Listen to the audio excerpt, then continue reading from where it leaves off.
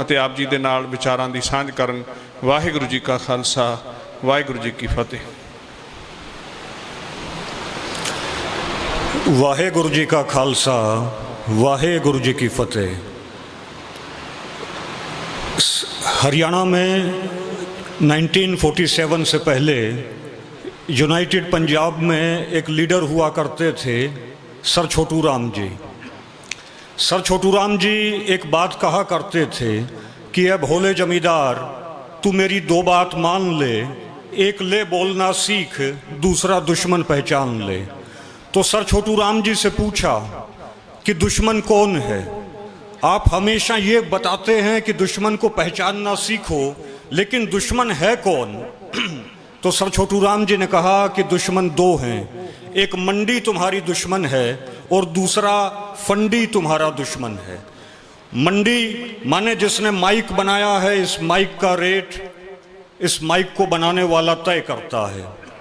जिसने ये चद्दर बनाई है, इसको बनाने वाली फैक्ट्री इसका रेट तय करती है, लेकिन जमींदार पूरे साल मेहनत करता है और उसकी फसल का रेट वो मंडी तय करती है। तो एक मंडी तुम्हारी दुश्मन है और दूसरा फंडी तुम्हारा दुश्मन है। फंडी क्या करता है? फंडी लड़वाता है। उसमें सर छोटू राम जी एक मिसाल दिया करते थे कि ये कौवे के बच्चे ने कौवे को कहा कि पिताजी बहुत समय हो गया है 4 पाए का मांस खाते खाते, आज मैं 2 पाए का मांस खाना चाहता हूँ। तो कौवे ने कहा कि बेटा, आज तू जितने जानवर हैं उनके मांस को इकट्ठा करके ले आ। और वो कौवे का बच्चा अलग अलग मीट को इकट्ठे करके ले आया। तो कौवे ने कहा, ये गाय का मांस है, इसे तू मंदिर में फेंक दे। ये सूअर का गोश्त है, इसे तू मस्जिद में फेंक दे। दंगे हो गए, सांप्रदायिक दंगे हो गए। सड़कों के ऊपर 2 पाए का मांस बिछ गया और कौवे ने अपने बच्चे को कहा कि बेटा जा, और ये 2 पाए का मीट अब सड़कों पर बिछ चुका है, तू इसे खा। तो कौवे के बच्चे ने कहा कि पिताजी, अगर ये बात लोगों की समझ में आ गई, अगर ये बात आम आदमी की समझ में आ गई कि हम इस तरीके से 2 पाए का मांस खा रहे हैं, तो हमारी कौवा जाति को, जो आदम जात है, वो खत्म कर देगी। तो कौवे ने कहा कि बेटा, 1000 साल हो चुके हैं हमें इसी तरीके से 2 पाए का मांस खाते खाते, लेकिन आज तक हमारी इस राजनीति को, हमारी इस चाणक्य नीति को, हमारी इस कुटिल नीति को, हमारी इस रणनीति को कोई समझ नहीं पाया है। तो ये जो फंडी हैं, सर छोटू राम जी कहा करते थे, ये फंडी कनागतों में आएंगे, ये श्राद्ध के त्योहार में आएंगे, ये तुम्हें बहकाएंगे। और इसी फंडी के बहकावे में आकर 1947 के अंदर भाई ने भाई को मारा। इसी फंडी के बहकावे में आकर 1984 में भाई ने भाई को मारा। इसी फंडी के बहकावे में आकर 2013 में जो मुजफ्फरनगर में दंगे हुए, उसमें भाई ने आज भी यही फंडी हमें आपस में लड़वाना चाहते हैं। आज भी यही फंडी जो हैं, ये चाहते हैं कि हमारी कौम आपस में लड़े, और इसलिए हमें फंडी की राजनीति को समझना होगा। गुनी पर कहा, ये उसी फंडी की राजनीति और रणनीति का विस्तार है। और दूसरी बात कि हरियाणा के अंदर जाट रिजर्वेशन मूवमेंट चला था, तो जाट रिजर्वेशन 2016 में चला, तो उसमें हम लोग इसी सर छोटू जी की विचारधारा का प्रचार प्रसार कर रहे थे।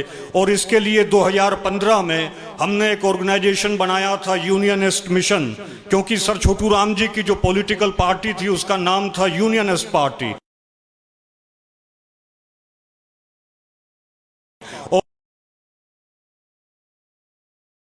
और 1923 से लेकर 1947 तक यूनाइटेड पंजाब में इस पामत की थी। उन्होंने कानून बनवाया था कि किसान की न जमीन कुरक हो सकती है, न किसान का बैल कुरक होगा, न उसका घर रख होगा। और इसी पार्टी में जो लेफ्टिनेंट कर्नल सर मलिक खजर हयात खां टिवाना साहब थे, जो पंजाब के प्रीमियर बने थे, माने यूनाइटेड पंजाब के प्रधानमंत्री बने थे, उन्होंने 1947 में अरेस्ट किया था। इंडिया के अंदर रत में सबसे पहले अरेस्ट हुआ कि मुझे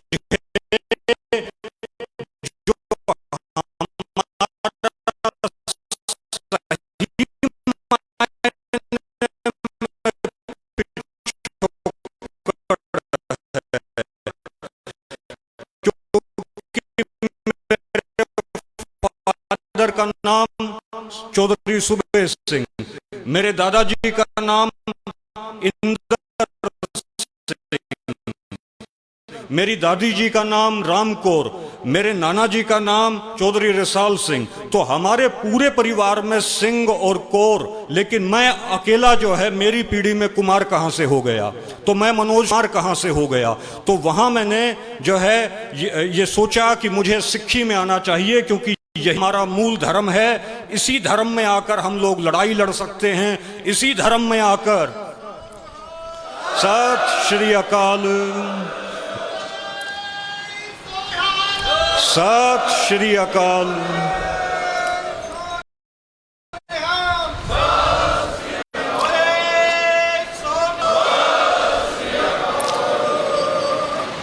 तो इसी धर्म में आकर, जो हमारा मूल धर्म है, जिससे हम लोग आर्य समाज की वजह, जिससे हम पंडित मूलशंकर तिवारी जो गुजरात से आया था और जिसने आर्य समाज बनाया, उसकी वजह से हम लोग अपने मूल धर्म से दूर चले गए थे। तो मुझे मेरे नाना जी भी पगड़ी बांधते थे। तो हम लोग अपनी संस्कृति पर हमें आना होगा। और कुछ साथी कह रहे थे कि सिख घट गिनती में है, घट गिनती में नहीं है। इस देश के अंदर अगर सही मायने में देखा जाए तो सबसे ज्यादा आबादी जो है वो नानक पंथियों की है। मैं दिल्ली में गया, मेरे एक फ्रेंड हैं कर्नल हाजी मोहम्मद यामीन, तो मैं उनके घर में गया, तो उनकी जो मदर बनाल की बूढ़ी, और उसने, मैंने कहा कि दादी जो है नमस्ते, तो उसने कहा कि बेटा कौन, तो मैंने कहा जी मनोज, तो उसने कहा कि कौन मनोज, मैंने कहा जी जाट परिवार से, तो उसने कहा जी हिंदू है, तो उसने कहा कि बेटा जाट भी हिंदू होते हैं, मैं तो सोचती थी जाट मुसलमान ही होते हैं। तो उसने, जो बुजुर्ग जो औरत थी वो माला जप रही थी, तो मैंने कहा कि दादी जी आप माला में क्या जप रही हो, तो उसने कहा कि बेटा मैं मूल मंत्र का पाठ जाप कर रही हूँ, एक ओंकार सतनाम करता पुरख निर्भव निर्वैर अकाल मूरत अजूनी साध। तो वो मुसलमान औरत, वो मुसलमान बुजुर्ग महिला, और वो जाप कर रही है गुरु मंत्र का, वो जाप कर रही है मूल मंत्र का। तो क्यों जाप कर रही है? क्योंकि हम लोग घट गिनती में नहीं हैं।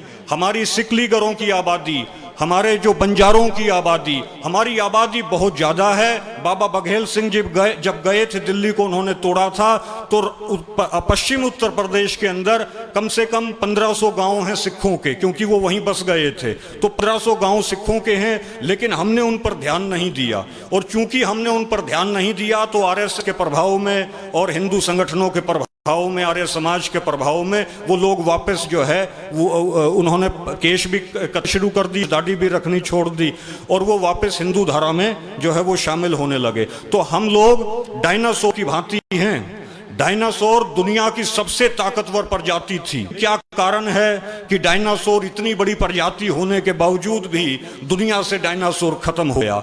उसका कारण यह रहा कि डायनासोर का शरीर इतना बड़ा हो गया था कि डायनासोर के जब पाँव में चोट लगती, उसे मालूम ही नहीं चलता था कि डायनासोर के पाँव में चोट लग गई है। उसकी पूंछ में चोट लगती, उसे मालूम ही नहीं चलता था कि उसकी पूंछ में चोट लग गई है।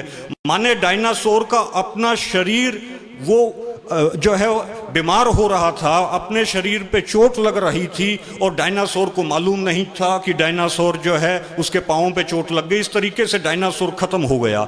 दूसरा डायनासोर के खत्म होने का कारण यह रहा कि डायनासोर जब तक हरी घास खाता रहा, डायनासोर जब तक फूल पत्तियां खाता रहा, डायनासोर की आबादी दिन दोगुनी रात चौगुनी गति से बढ़ती रही। लेकिन एक दिन गलती से डायनासोर के पाँव में चोट लग गई, डायनासोर के बच्चे के पाँव में चोट लग गई, और डायनासोर मुंह में खून लग गया।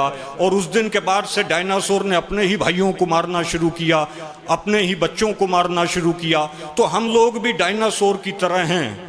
हम लोगों को मालूम ही नहीं है कि चोट कहाँ की जा रही है। पूरा पश्चिमी उत्तर प्रदेश जो है वो हमारी बाट देख रहा है, वो हमारी बाट जोत रहा है कि हम वहाँ जाएं, हम वहाँ धर्म का प्रचार करें। हमारा रोहतक, सोनीपत, झज्जर, जहाँ खुशहाल सिंह दैया जी हुए, जिन्होंने भाई जैता सिंह जी के जब शीश लेकर आ रहे थे तो उन्होंने भी अपना शीश दिया, और तो हम लोग अपने इतिहास को भूल गए, जबकि हम सब लोग, पूरा हरियाणा, पूरा पश्चिम उत्तर प्रदेश, पूरा राजस्थान, सब नानक पंथी हैं। इसलिए हम लोग घट गिनती पे नहीं हैं। डायनासोर की भांति हम लोग भाई भाई से लड़ रहा है, डायनासोर की भांति हम लोग संवेदनहीन हो गए हैं। तो मैं यही कहना चाहता हूं कि हम लोग धर्म प्रचार पर भी ध्यान दें। अभी 2021 है, 2021 में मोहन भागवत ने कहा कि आदिवासी अब्दुल लिखवाएं, जबकि सिख लीडरशिप की कोई इस पे स्टेटमेंट नहीं आई जो आनी चाहिए थी, जो अब से आनी शुरू होनी चाहिए, कि भाई हम लोग जो हिंदू जाट हैं, जो हिंदू गुज्जर हैं, वो भी अपना धर्म जो है 2021 में जो अब सेंसस होगा उसमें अपना धर्म सिख लिखवाएंगे।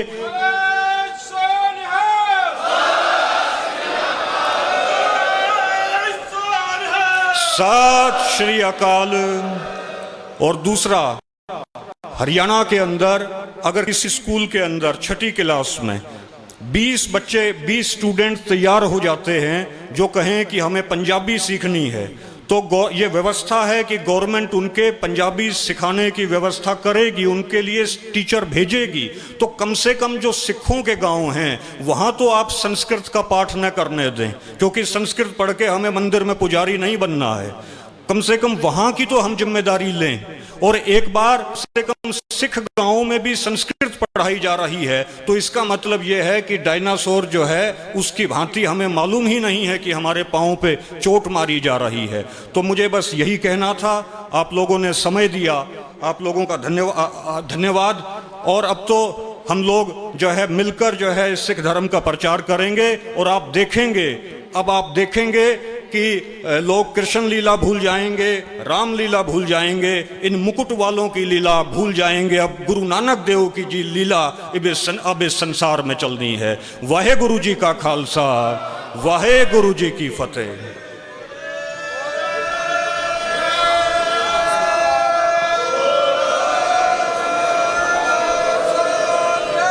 सत श्री अकाल।